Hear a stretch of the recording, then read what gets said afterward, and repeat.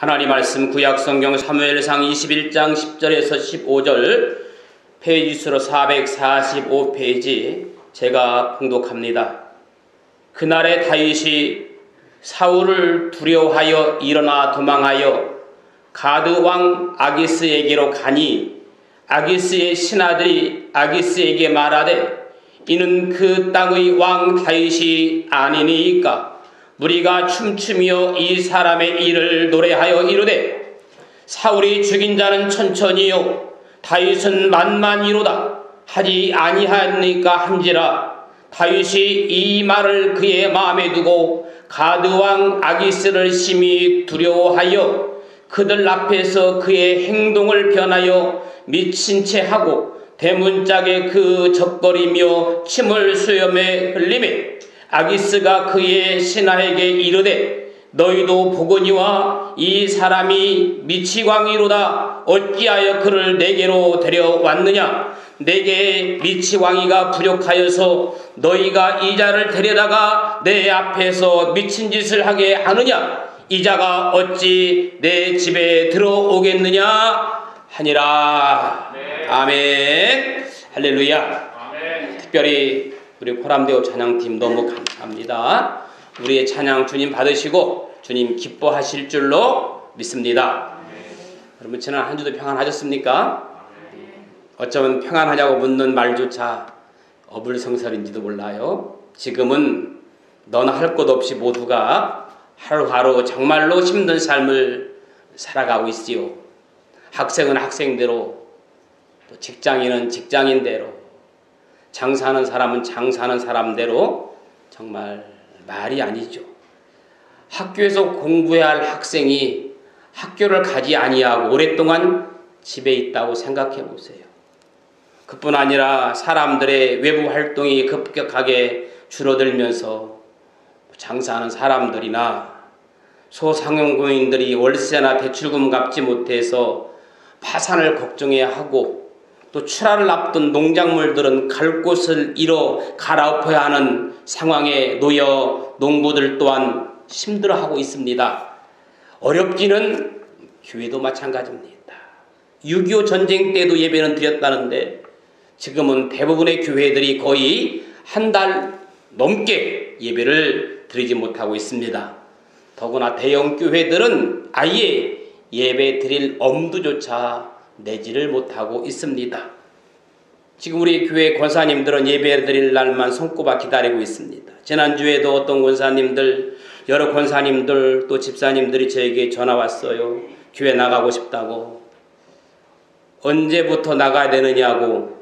목사님 보고 싶다고. 어떤 분은 교회를 못 오니까 사는 닭이 없다고 하시는 분들도 계십니다.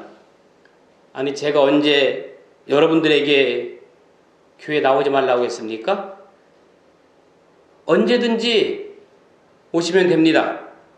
주일날 못 오시면 평일날 아무 때든지 오고 싶을 때 오셔서 기도하시면 됩니다.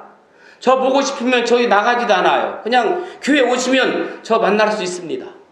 여러분 집에서 가정 예배로 드리는 유튜브 예배가 얼마나 온전한 예배가 되겠습니까? 물론 급작스러운 코로나19가 확산되면서 다급하게 도입된 방식이죠. 빠른 시일 내에 이런 위기 상황이 해소되고 다시금 교회당에 모여서 오늘 기도한 것처럼 신앙의 뜨거움이 회복될 수 있기를 정말 기도하셔야 합니다. 어떻게 보면 전 세계적으로 지금 가장 힘든 시기를 겪고 있습니다. 여러분 그렇다고 해서 우리가 너무 우울해하거나 하던 일도 멈추고 근심에만 쌓여있을 필요는 없다고 생각합니다. 어차피 벌어진 일 힘내고 이것쯤이 하면서 이겨내면 되는 거예요. 할렐루야. 나는 하나님이 지켜주신다. 어떤 상황이 닥친다 할지라도 나는 승리하리라. 나는 이겨내리라. 할렐루야. 그렇게 이겨낼 수 있기를 주님의 이름으로 축복합니다. 어느 격언에 이런 말이 있습니다. 당신이 지금 당하고 있는 일이 최악의 불행이라고 생각하는가? 당신이 지금 당하고 있는 이 일이 최악의 불행이라고 생각하는가? 그렇다면 안심하라. 이제 당신의 인생에 그보다 더 불행한 일은 일어날 수 없을 테니까. 그런 말이 있어요. 사람이 살다 보면 자기 인생에서 더 이상 내려갈래야 내려갈 수 없는 최악에 도달했을 때가 있습니다. 하지만 그런 밑바닥 인생이야말로 이제는 올라갈 방향밖에 없는, 더 나아질 길밖에 없는 자리라고 생각한다면 오히려 회생의 탄력을 얻을 수 있다. 그런 말이에요. 지금처럼 전 세계적으로 최악의 밑바닥에 도달했을 때는 없다고 생각합니다. 저 개인적으로도 하나님 말씀을 전하는 목회자로서 지금처럼 힘들고 또 지금처럼 하나님 앞에 부끄러울 때는 없습니다. 물론 불가피하게 코로나19 전염병이라는 상황으로 돌릴 수도 있고 나라에 어쩔 수 없는 재앙이라고 책임을 전가시킬 수도 있습니다. 여러분, 그러기에는 너무나 긴 시간이고 우리에게는 너무나 고통의 시간이고 앞으로도 언제까지일지 모릅니다. 정말 안타깝기 그지없습니다. 자연적으로 시간이 지나면서 예배 인원의 숫자는 줄어들게 되어 있습니다.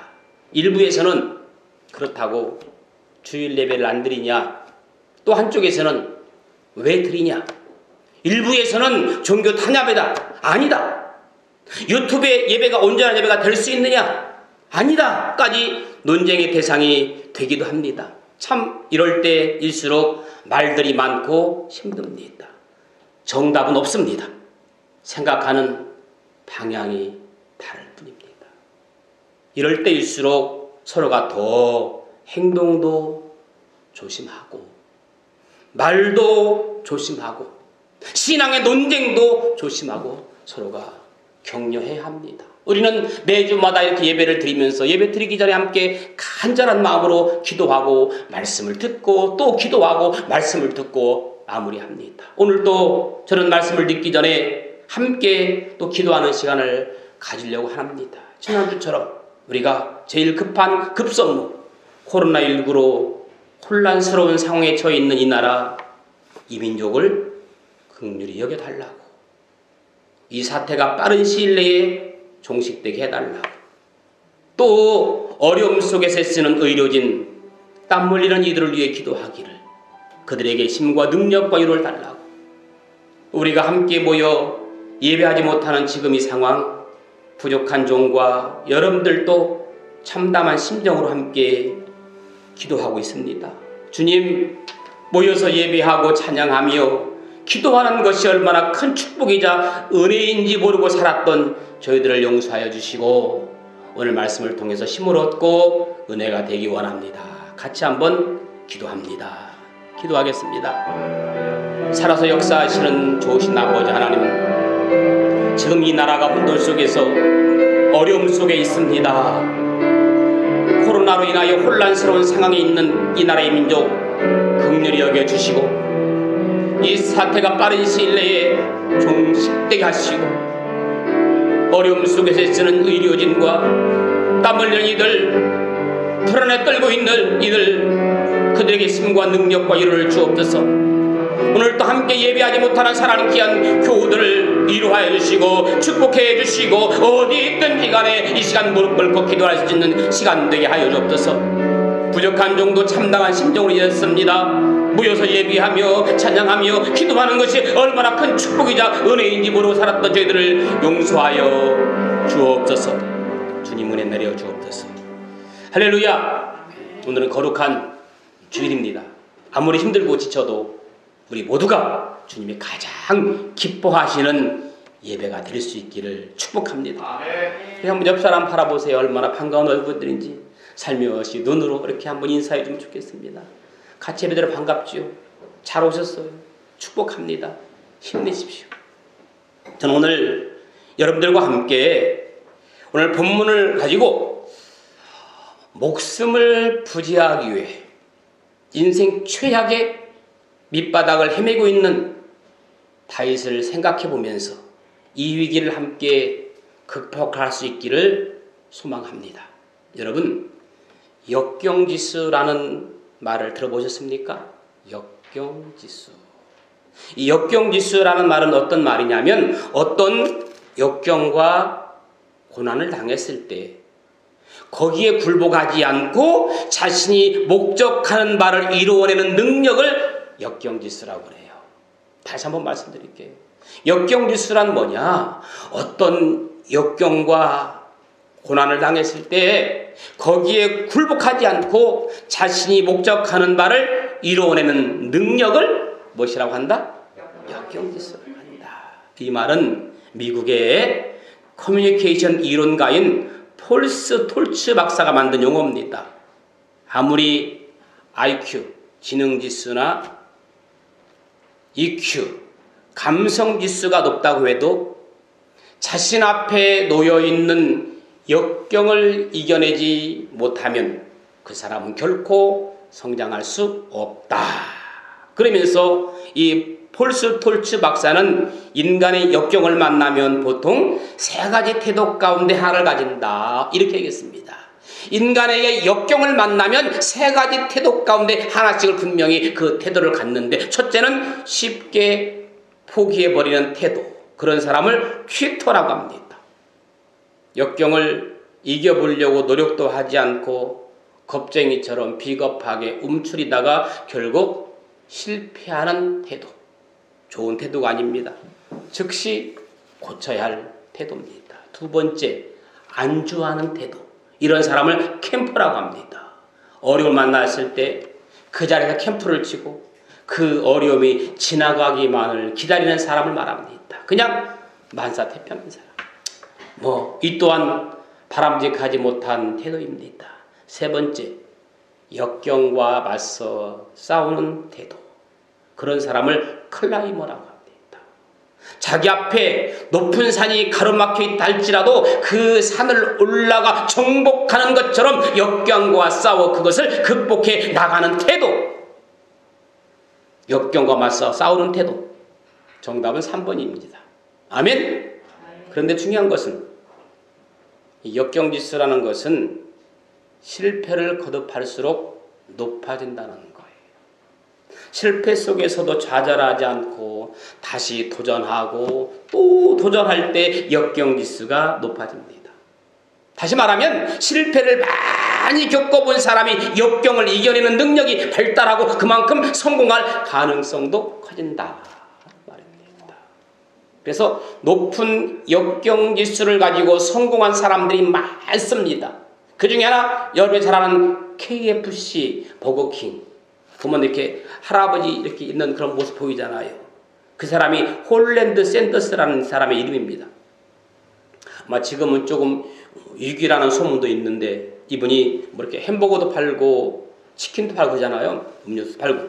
이분이 40세에 육군에서 전역을 하고 식당을 운영했답니다.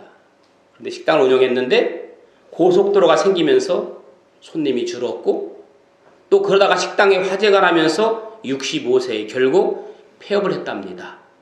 무일푼이 된 이 샌더스는 다시 사업을 하기로 결심한 후 낡은 트럭으로 미국 전역을 떠돌며 자신의 요리 비법을 팔려고 무진장 노력을 했답니다. 그 과정에서 무려 그는 1008번이나 거절을 당하고 1009번째 시도하고 계약을 맺는데 성공을 합니다. 그렇게 해서 KFC라는 글로벌 프랜차이즈 업체가 탄생하게 되었답니다. 여러분, 이 세상 그런 성공한 사람들 외에도 성경으로 들어가면 성경은 온통 역경을 이겨낸 사람들의 이야기로 가득 차 있습니다. 역경을 겪어내지 않고서는 믿음의 사람으로 성장하지 못하기 때문입니다. 여러분이 잘 아는 고향과 친척 아비집을 떠나서 하나님께서 가라고 하신 곳으로 무작정 떠나야 했던 아브라함.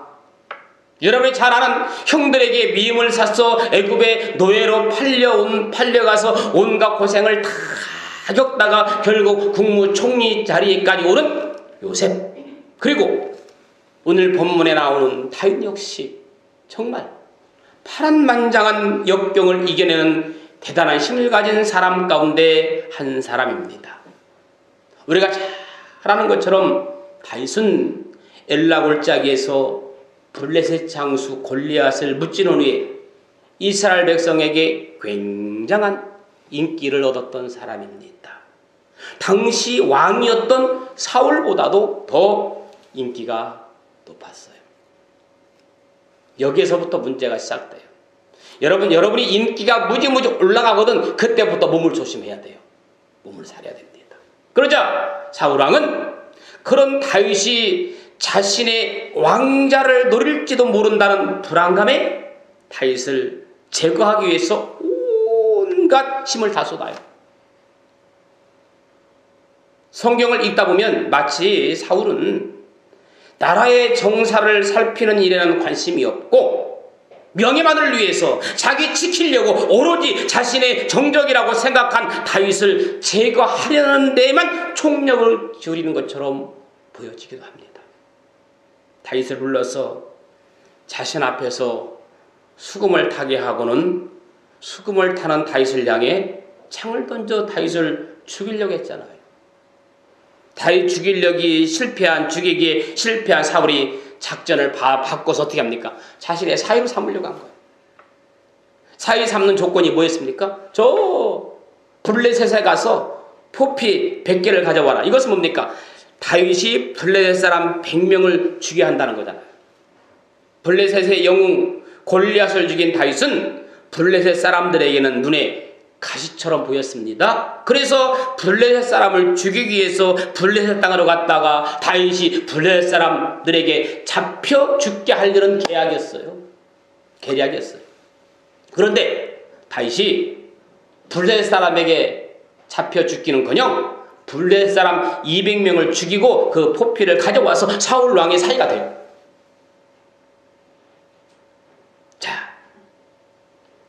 자신의 사위가 되었다고 해서 사울이 다윗 죽이기를 멈춘 것이 아니에요.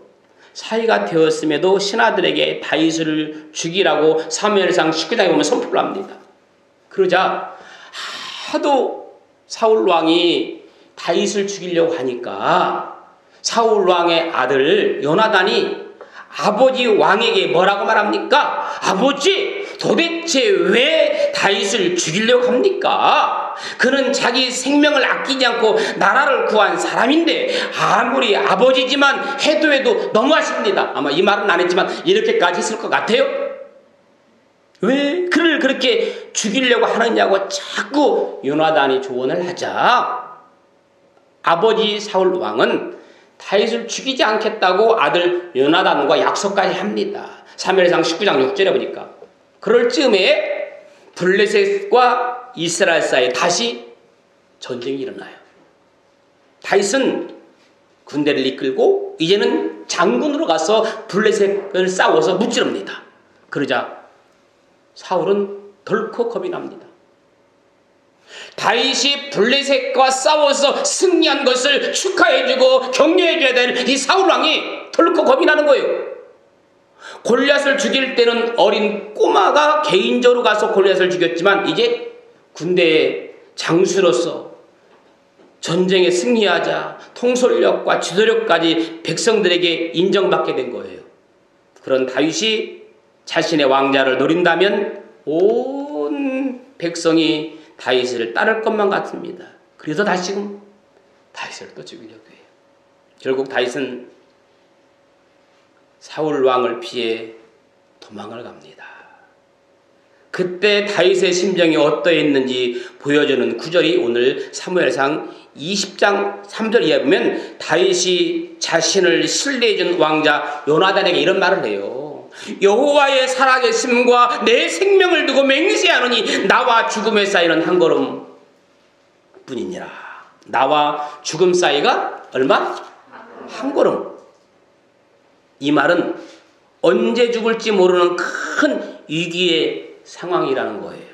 너무나도 견디기 힘들다는 거예요. 여러분 보세요. 모든 생물은 자신을 보호하기에 방어 본능과 방어 기술이 있다고 하지만 다윗은 정말 사울 왕을 방어할 만한 아무런 방어 본능이 없습니다. 여러분, 예를 들면 오징어 같은 경우는 적이 자신을 잡으려고 오면 어떻게 해요? 그렇죠. 먹물을 터뜨려 가지고 어둡게 만들어서 도망가잖아요. 스컹크는 방귀를 뀌어서 악취를 풍겨서 정신 못 차리게 해놓고는 그 사이에 도망갑니다. 하다못해 고슴도치는 등에 가시가 있어서 자신을 적으로부터 보호합니다. 이렇게 생물들조차도 소극적이든 적극적이든 간에 적군의 공격을 받으면 방어기제를 잘 활용함으로써 위기를 벗어나서 자신을 보호하는데, 그런데 다윗은 자신을 방어할 만한 아무것도 없습니다. 결국 다윗은 이스라엘에서 돌고 돌다 급기야 블레셋으로 도망가기로 합니다. 여러분, 블레셋이 어떤 곳입니까? 이스라엘에게는 철천지 원수 같은 곳, 더구나 다윗에게는 더없이 위험한 곳, 블레셋 영웅 골리앗을 죽인 사람이 다윗 아닙니까? 또 그것도 모자라서 사울 왕의 사이가 되기 위해서 블레셋 사람 200명을 죽인 사람도 다윗 아닙니까? 전쟁에서 이스라엘을 장수로 참전해서 블레셋에게 뼈아픈 패배를 안긴 사람이 다윗 아닙니까? 그런데 그런 다윗이 블레셋 쪽으로 피신해서 자신의 목숨을 구걸한다는 것, 위험천만한 일이죠. 그럼에도 불구하고 누구보다도 그런 상황을 잘 알고 있는 다윗이 블레셋으로 피신을 가게 된 이유가 뭘까? 제가 좀 생각을 해봤어요. 첫 번째는요, 자신을 방어할 무기를 구하려고 왔던 것 같아요. 저는 아무리 생각해봐도 다윗의 그런 행동이 이해가 안 가요.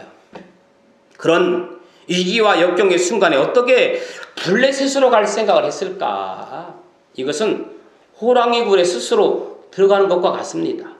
말씀드린 것처럼 다윗에게 그것은 결코 안전한 곳이 아닙니다. 어쩌면 생명의 위기를 겪을 수도 있는 겁니다. 다윗은 이스라엘에게 있어도 결국 붙잡혀 죽게 되고 블레셋에 가도 결국 붙잡혀 죽게 되어 있습니다. 여러분 같으면, 여러분이 다윗이라면 어떻게 하겠습니까? 그냥 이스라엘에 남겠습니까? 아니면 블레셋으로 가겠습니까? 가장 큰 이유가 오늘 본문 10절에 나타나는 것처럼 사울 왕이 자신을 죽이려에 대한 두려움 때문입니다. 만일 다윗이 블레셋으로 망령 갔다는 것을 사울이 안다면 사울은 더 이상 다윗을 추격하거나 죽이려지 않았을 것입니다. 왜? 당시 이스라엘은 군사력에서 블레셋과는 비교되지 않을 정도로 열악했습니다. 쉽게 설명하면 블레셋은 일찍이 철기 문화가 받아들여가지고 군대 무기인 칼과 창을 많이 소유한 나라예요. 그런데 이스라엘은 철기 문화가 없는 맨손 주먹이에요. 여러분, 사무엘상 14장을 보면 칼이나 창을 가진 사람은 왕인 사울과 왕자인 요나단 단 두 사람뿐이었어요. 다윗은 분명 블레셋이 자신의 민족과 철천지 원수와 같은 존재이고 자신에게도 위험하게 그지없는 곳이라는 사실을 누구보다도 잘 압니다. 오늘 본문의 상황처럼 어쩌면 자신의 생명이 위험할 수 있습니다. 그러나 블레셋이라는 나라는 이스라엘에 비하면 땅덩어리도 크고 손쉽게 칼과 창을 소유할 수 있었기 때문에 나름 자신을 방어할 수 있는 무기도 있고 피할 수 있는 곳이 넓다고 생각했던 겁니다. 다윗은 도피 생활하면서 3번의 실수를 해요. 그게 뭐냐면 오늘 같이 생각해 보려고 하는데, 첫째는 하나님보다 칼과 병기를 의지했다, 이거예요. 여러분, 다윗이 사울과 맞서 싸우려면 적어도 칼과 활과 창이 있어야 되는데 그런 무기가 없기 때문에 이 아히멜렉 제사장으로부터 병기를 구할 마음으로 찾아가요.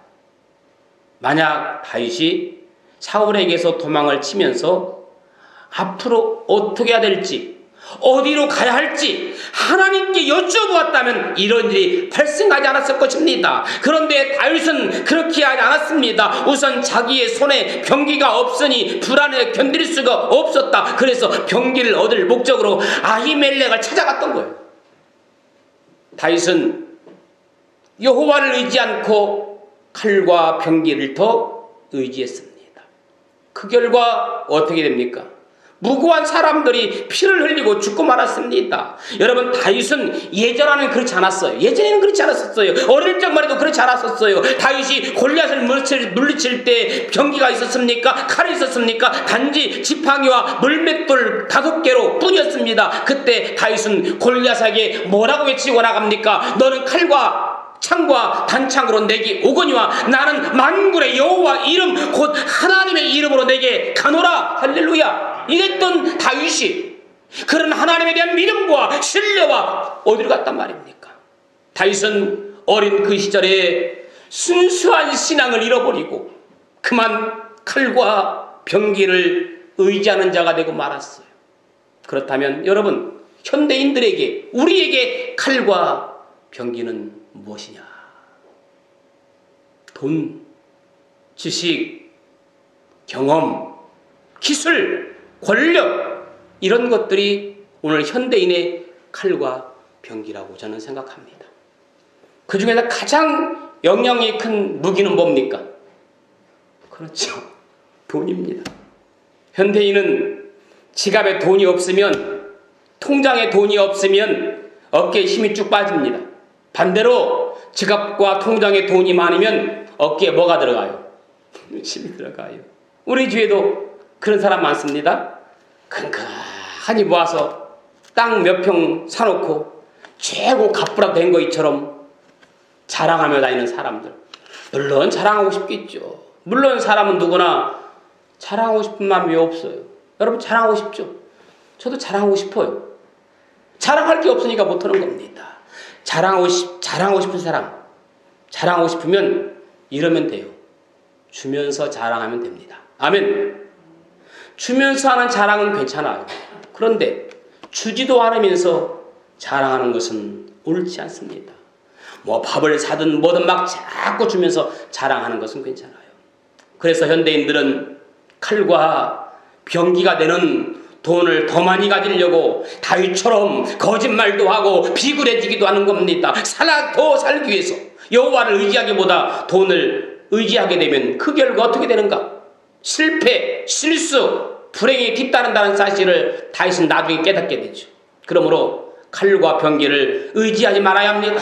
현대 칼과 병기인 돈을 의지하지 말아야 됩니다. 돈을 사랑하면 일만하게 뿌리가 된다고 디모데전서 6장 10절에 말씀하고 있습니다. 오직 여호와를 의지하라. 아멘. 여호와를 의지하는 자는 안전하리라. 잠언 29장 25절에 여호와를 의지하는 자는 안전하리라. 할렐루야. 따라합시다. 여호와를 의지하는 자는 안전하리라. 할렐루야. 다윗의 도피 생활 두 번째 실수는 뭔지 아십니까? 사람과 권력을 의지했습니다. 다윗은 비무장 상태에서 골리앗의 칼을 소유했잖아요. 그 칼은 예사 칼이 아니라 명품 칼이었지만 그 칼이 다윗에게 안정과 평안을 주지 못했습니다.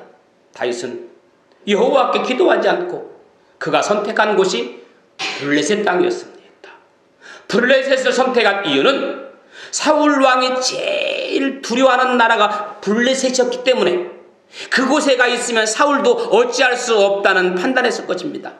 오늘 성경에 보면 다윗은 블레셋의 5성 중에 하나인 가드성으로 도망을 가서 그곳의 성주인 아기스 왕에게 투항을 해요. 투항이 뭡니까? 항복해요. 나를 받아달라. 내가 두 손 들고 왔으니 나를 받아달라는 겁니다. 받아달라는 겁니다. 여러분, 이 아기스 왕이라는 사람의 권력을 의지한 것입니다. 그래도 다윗 생각에 아기스 왕이 나의 존재 가치를 알아주겠지. 나 정도면 받아줄 가치가 있는 사람이라고 생각하겠지. 이러고 간 거예요. 내가 블레셋에 그 많은 사람을 이기고 블레셋에 두려워 떠는 사람인데 내가 항복하면 블레셋에서 나를 받아주고 나를 올려주겠지. 이런 마음이 있었던 거라는 거지요. 다윗은 여호와께 기도하지 않았습니다. 사무엘상 21장 10절의 말씀 보니까 다윗이 사울을 두려워하여 일어나 도망하여 가드 왕 아기스에게로 가니, 여러분, 아기스 왕의 신하들은 다윗을 경계하면서 왕에게 간언합니다. 이 사람이 누굽니까? 이스라엘 백성들이 칭송하기를 사울이 죽인 자는 천천히요 다윗이 죽인 자는 만만이로다에 한 자 아닙니까? 어찌 이런 사람을 받아들여야 합니까? 깜짝 놀랐어요. 다윗의 생각과 전혀 다른 겁니다. 이 왕이 다윗이면 두 손 들고 환인에게 영접해주고 축복해줄 줄 알았는데 이 신하들이 말합니다. 이 사람이 누굽니까? 어찌 이런 사람을 받아주려고 합니까? 아기스는 그동안 블레셋의 가장 큰 위협이었던 다윗 장군이 투행해오자 매우 좋아했다가 신하들이 하는 말을 듣고는 정신이 번쩍 든 거예요. 다윗은 아기스의 눈빛이 달라졌다는 것을 보고 까딱하다가는 죽을 수 있다고 생각합니다. 다윗은 이 길을 모면하기 위해서 오늘 성경의 말씀처럼 갑자기 미친 사람 행세를 하기 시작합니다. 다리를 질질 끌면서 침을 수염에 흘리는 행동을 합니다. 아기스 왕은 이 모습 보면서 신하들에게 말합니다. 너희들 보고 있지 않느냐? 이 사람 미쳤구나. 어찌 이런 사람을 내게 데려오느냐? 당장 내어 쫓으라. 당장 내쫓으라. 그래서 다윗이 블레셋 가드성을 도망쳐 나오잖아요. 천하의 다윗이, 거인 골리앗도 쓰러뜨린 다윗이, 블레셋 사람 200명을 죽인 다윗이 살기 위해서 아기스 왕 앞에 투항하고, 그것도 모자라서 미친 척을 하고, 얼마나 얼굴 뜨겁고 수치스러운 일입니까?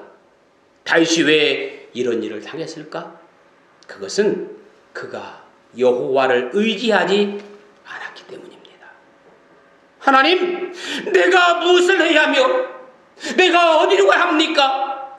그러면 하나님이 분명히 안전한 피난처를 알려주셨을 거라고 저는 확신합니다. 여러분, 힘들고 지칠 때, 어렵고 낭망할 때, 여기저기 사람 찾아갈 것도 없고 물질 찾아갈 것도 없고 권력 찾아갈 것도 없고 그냥 하나님 앞에 조용히 무릎 꿇고, 하나님, 내가 이런 상황에 있습니다. 어찌하면 좋겠습니까? 하나님, 내 갈 길을 알려주옵소서. 내가 어디로 가야 됩니까? 어디가 하나님 피난처입니까? 이렇게 무릎 꿇고 기도할 때 하나님께서 여러분의 미래를 반드시 가르쳐 주실 줄로 믿습니다. 그런데 다윗은 자기 생각으로 잘못된 길로 가고 말았어요. 부정한 블레셋에 망명하는 것은 하나님을 거역하는 거예요. 게다가 받아들여지지 않자 살기 위해서 미친 척을 했습니다. 다윗은 사울을 두려워하여 블레셋으로 망명 갑니다. 다윗은 사람을 의지하고 권력을 의지하려고 했습니다. 그 결과 올무에 걸리고 죽을 뻔하잖아요. 그럼 우리는 깨달아야 됩니다. 잠언 29장 25절의 말씀처럼 사람을 두려워하면 올무에 걸리게 되거니와 여호와를 의지하는 자는 안전하리라. 아멘. 사람을 두려워하면 올무에 걸리게 되거니와 여호와를 의지하는 자는 어떻게? 안전하리라. 할렐루야. 잠언 29장 26절에도 주권자에게 은혜를 구하는 자가 많으나 사람의 일의 작정은 여호와께로 말미암느니라. 사람이 생각할지라도 계획할지라도 그 걸음을 인도하시는 이는 여호와이신 줄로 믿습니다. 사람을 의지하는 자는 망하리라. 권력을 의지하는 자는 망하리라. 오직 여호와를 의지하는 자는 안전하리라. 여러분, 사람과 권력을 의지하지 말고 만군의 여호와 하나님을 의지하는 여러분들 되기를 축복합니다. 마지막 세 번째는 혈육도 의지하지 말아야 됩니다. 보세요. 다윗은 블레셋도 자신의 피난처가 되지 못한다는 것을 알고 이제는 어디로 가야 할지 막막했어요. 갈 곳이 없는 거예요. 다윗은 일단 어디로 피합니까? 아둘람 굴로 도망쳐 버립니다. 아둘람에는 수많은 동물들이 있어서 추격군이 와도 도망치기가 용이했습니다. 이곳에 있는 동안 다윗의 식구들이 크게 늘어나기 시작했어요. 처음에는 몇 명의 부하가 전부였는데, 그런데 다윗이 도피의 생활을 시작했다는 소식을 듣고 다윗에게 찾아온 다윗의 추종자들이 있을 거 아니에요. 의지하는 사람들이 생겼을 거 아니에요. 우선 다윗의 부모, 형제, 또 이제 사울에게 위협을 느끼면서 고향을 떠나서 다윗에게로 찾아온 겁니다. 그뿐만 아니라 환난당한 모든 자, 빚을 지고 허덕이는 자, 마음이 원통한 자들 다윗에게 몰려들기 시작하는 거예요. 이들은 사울의 통치하에 핍박을 당하고 고통을 당하던 사람들이었어요. 다윗은 이제 혼자 몸이 아니었어요. 더 힘들어진 거예요. 처음은 혼자 몸이기 때문에 이렇게도 할 수 있고 저렇게도 할 수 있고 피할 수, 이제는 이제 식구가 400명의 대식구가 되어버렸어요. 막중한 책임의 어깨가 더 무거워진 거예요. 여러분, 나 혼자 살 때보다 가족이 많아지고 그럼 더 힘든 거잖아요. 얼마나 마음이 힘들었을까. 그런데 다윗은 그때도 하나님께 기도하지 않고 또다시 자신의 판단으로 세 번째 피난처를 생각해냈는데 그것이 모압의 영토예요. 다윗이 모압을 피난처로 선택한 이유가 있습니다. 모압은 다윗의 증조 할머니인 룻의 조국이에요. 룻기에 나오는. 혈육으로 따지면 다윗은 모압 사람과 친척쯤 됩니다. 다윗은 모압 왕이 다윗의 가족들을 받아들이고 보호해 주려고 믿었습니다. 왜? 친척쯤 되니까. 정말 다윗의 예상대로 모압 왕은 다윗 일행을 따뜻하게 영접해 주어요. 다윗은 특히 모압 왕에게 자신의 부모님을 보살펴 달라고 부탁하지 해요. 이렇게 해서 다윗은 한동안 모압의 영토에서 요새를 구축하고 지냅니다. 부모를 인도해서 모압 왕 앞에 나아갔더니 그들이 다윗의 요새에 있을 동안 모압 왕과 함께 있더라. 사무엘상 22장 4절. 하지만 하나님은 다윗의 이런 행동을 기뻐하지 않았어요. 분명히 다윗은 선택받은 사람이고 다윗을 통해서 귀한 일을 하기를 원했는데 지금 다윗이 피난해가지고 여기 있을 때가 아니다. 하나님은 그것을 생각하고 이제 하나님은 각 선지자를 다윗에게 보내시어 말씀합니다. 사무엘상 22장 5절. 이 요새에 있지 말고 떠나 유다 땅으로 들어가라. 내가 선 곳은 이것에 있어야 할 곳이 아니다. 아브람처럼 내가 지시한 땅으로 가라. 하나님은 다윗에게 왜 유대 땅으로 돌아가라고 하셨을까? 그것은 다윗이 혈육을 의지하지 말고 오직 여호와를 의지하기를 원하셨기 때문입니다. 성경 우리에게 경고합니다. 예레미야 17장 5절에 있는 말씀 보아도 무릇 사람을 믿으며 혈육으로 그 권력을 삼고 마음이 여호와에게서 떠난 그 사람은 저주를 받을 것이라. 그러므로 우리는 혈육을 의지하지 말고 여호와를 의지하는 자가 되어야 됩니다. 오직 여호와를 의지해야 돼요. 그러면 하나님이 물가에 심겨진 나무처럼 복을 주십니다. 여러분, 다윗이 사울을 피해서 도망치는 10년간의 도피 생활을 시작하면서 그 출발부터가 좋지 않았어요. 세상을 의지했지요. 그 결과 매우 나쁜 결과들을 초래했을 뿐입니다. 다윗은 칼과 병기를 의지했습니다. 사람을 의지했습니다. 혈육을 의지했습니다. 그러므로 우리는 오늘 마음에 새겨야 됩니다. 현대의 칼과 병기, 즉 돈을 의지하지 말고 여호와를 의지해야 되겠구나. 아멘. 사람과 권력을 의지하지 말고 여호와를 의지하자. 혈육과 가족을 의지하지 말고 여호와를 의지하자. 아멘. 만물이에요. 지금부터가 중요해요. 자, 다윗은 두려움으로 인해 거짓말하고 칼을 의지하고 사람을 의지했지만 결국 어떻게 됐습니까? 비참하게 되고 말았잖아요. 사람을 두려워하면 더 큰 올무에 빠지지만 하나님 의지하면 안전하다고 말씀드렸죠. 잠언 29장 25절에 말씀했잖아요. 사람을 두려워하면 올무에 걸리게 되거니와 여호와를 의지하는 자는 안전하리라. 그러나 여러분, 나중에, 지금부터 중요해요. 나중에 다윗은 자신의 불신앙을 회개하고 아멘, 여호와께로 피하는 자는 복이 있다고 고백을 해요. 바로 시편 34편이 다윗이 고백한 시인데요. 이 시편 34편은 아기스로부터 수치를 당하고 난 뒤에 지은 시입니다. 시편 34편 4절과 8절만 제가 읽어드릴게요. 내가 여호와께 간구하며 내게 응답하시고 내 모든 두려움에서 나를 건지셨도다. 8절. 너희는 여호와의 선하심을 맛보아 알쩌다. 그에게 피하는 자는 복이 있도다. 다윗이 사람을 의지하고 권력을 의지하고 효력을 의지하다가 뭐 나중에는 이제 수치를 당하고 난 뒤에 시편에서 이런 고백을 하잖아요. 너희는 여호와의 선하심을 맛보할 자다. 그에게 피하는 자는 복이 있도다. 여러분, 말씀을 정리할게요.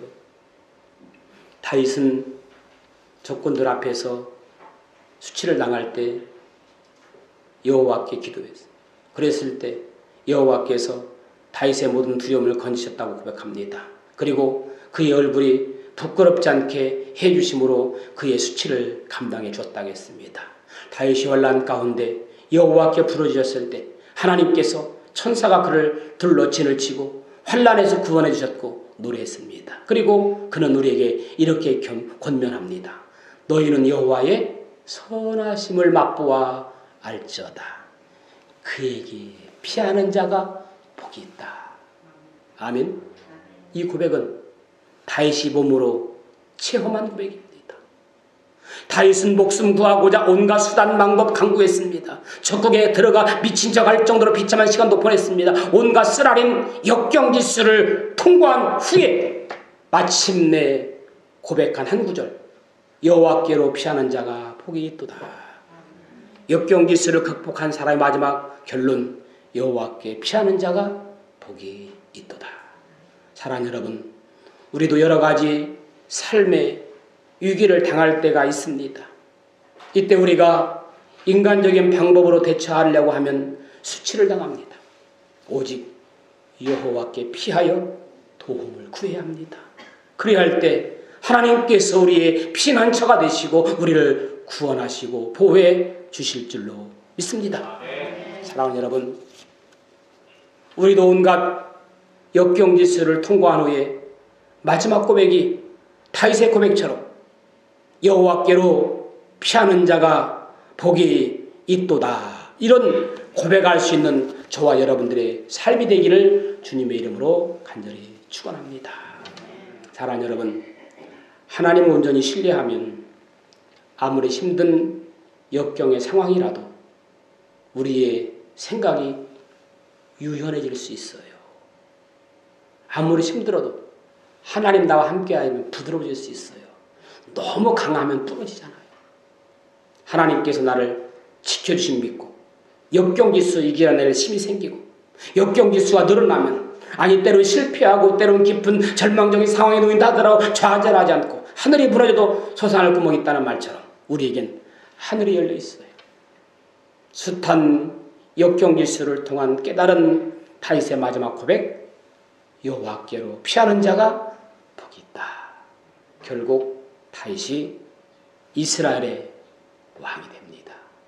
왕이 되기까지 숱한 잘못, 깨달음, 하나님의 간섭하심, 그런 고백이 있음을 우리는 알게 됩니다. 분명 오늘 우리가 겪고 있는 이 시기는 역경의 시기요, 위기의 시기입니다. 그러나 이 모든 역경지수를 잘 극복하기만 하면 우리가 깨닫는 마지막 고백도 결국 다윗의 고백처럼 여호와로 피하는 자는 복이 있도다 라는 고백이 있기를 축복합니다.